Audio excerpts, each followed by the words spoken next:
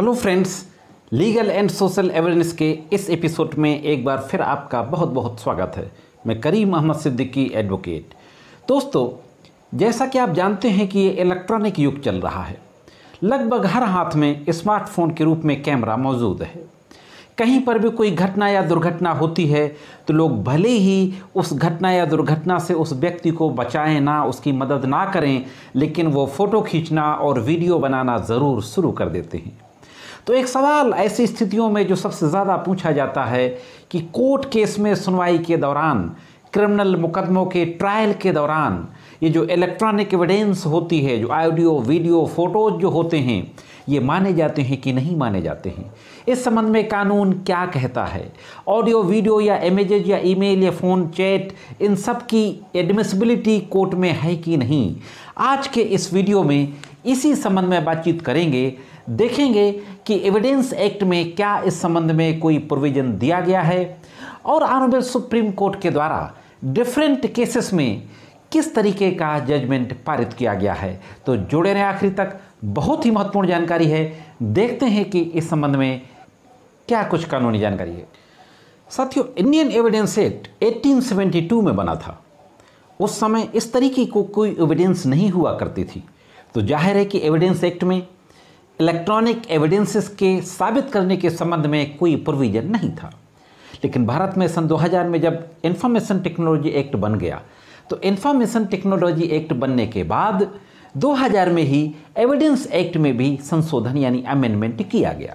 और evidence act में amendment करने के बाद एक बहुत ही महत्वपूर्ण सेक्शन ऐड किया गया, सेक्शन 65A और सेक्शन 65B।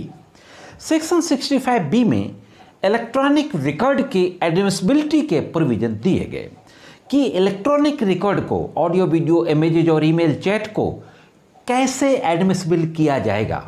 तो दोस्तों, इससे पहले कि इलेक्ट्रॉनिक एविडेंसेस के एडमिसिबिलिटी के संबंध में जो प्रोविज़न है उसके बारे में बातचीत करें, एक नज़र डाल लेते हैं कि वो कौन कौन सी चीज़ें हैं जो इलेक्ट्रॉनिक एविडेंसेस के रूप में मानी जाती हैं।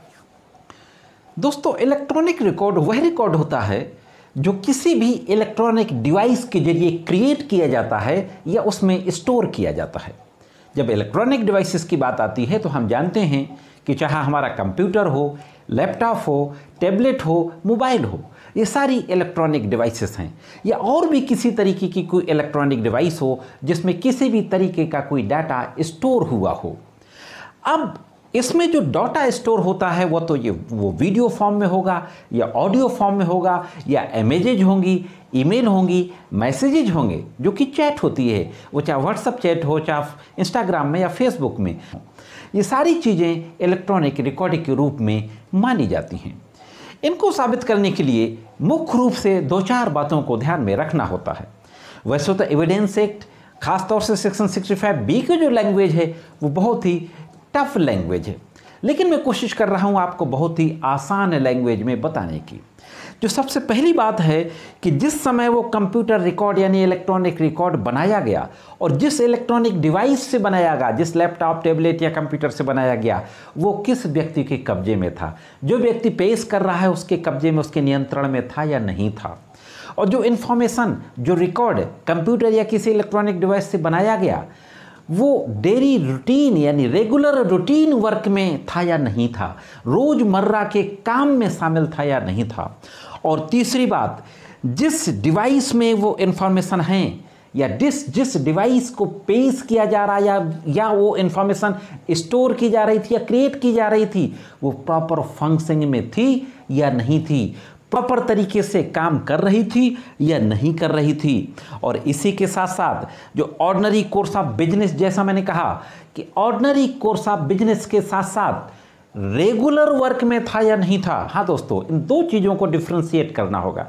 पहली बात कि जो इन्फॉर्मेशन क्रिएट की गई वो ऑर्डिनरी कोर्स ऑफ बिजनेस का हिस्सा थी या नहीं थी, या और रेगुलर तरीके से उसमें उस तरीके की इंफॉर्मेशन के बारे में काम होता था या नहीं होता था। इन बातों का ध्यान रखना जरूरी है। अब दोस्तों, 65B में कहा गया कि इलेक्ट्रॉनिक एविडेंसेस को पेश करने के लिए कोर्ट में एक 65B का सर्टिफिकेट दिया जाएगा। सर्टिफिकेट क्या होगा, सर्टिफिकेट का क्या कोई प्रोफार्मा होता है, इस संबंध में हम बहुत डिटेल में किसी और वीडियो में बातचीत करेंगे।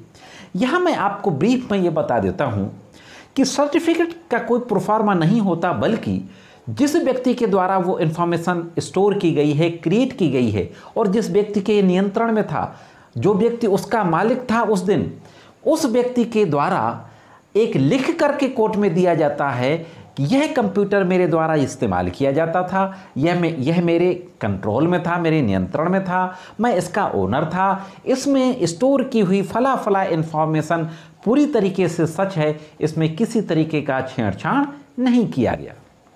तो इन सारी बातों को लिख करके उस व्यक्ति के द्वारा, जिसके द्वारा वह डिवाइस इस्तेमाल की जा रही थी, कोर्ट में एक सर्टिफिकेट दिया जाता है। उसी को 65B का सर्टिफिकेट कहते हैं। अब दोस्तों, सुप्रीम कोर्ट क्या कहता है इस संबंध में? सुप्रीम कोर्ट के 3 महत्वपूर्ण केसेस के बारे में जानते हैं। देखते हैं कि सुप्रीम कोर्ट ने विभिन्न केसेस में क्या बात कही। दोस्तों, एक केस आया था सुप्रीम कोर्ट में 2015 में। यह केस था Anwar PB versus RK Basheer. 2014 का केस था, जो 2015 में ये AIR में पब्लिश हुआ था। सारी डिटेल आपकी स्क्रीन पर है। इसमें सुप्रीम कोर्ट ने कहा कि 65B का सर्टिफिकेट ज़रूरी है। इसी के साथ साथ एक दूसरा केस आया 2018 में, Shafiq Mohammad versus state of Himachal Pradesh. इस केस में सुप्रीम कोर्ट ने कहा कि सर्टिफिकेट प्रोसीजर का एक पार्ट है, देना है या नहीं देना है ये कोर्ट तय करेगी। कोर्ट इससे रिलैक्सेशन भी दे सकती है, यानी कोर्ट चाहे तो यह जरूरी नहीं समझेगी कि 65B का सर्टिफिकेट देना है या नहीं देना है। दोस्तों, इसी के बाद 2020 में एक महत्वपूर्ण केस आता है, और वह केस था अर्जुन पंडित राव बनाम कैलाश कुशन राव। AIR 2020 में ये पब्लिश हुआ था।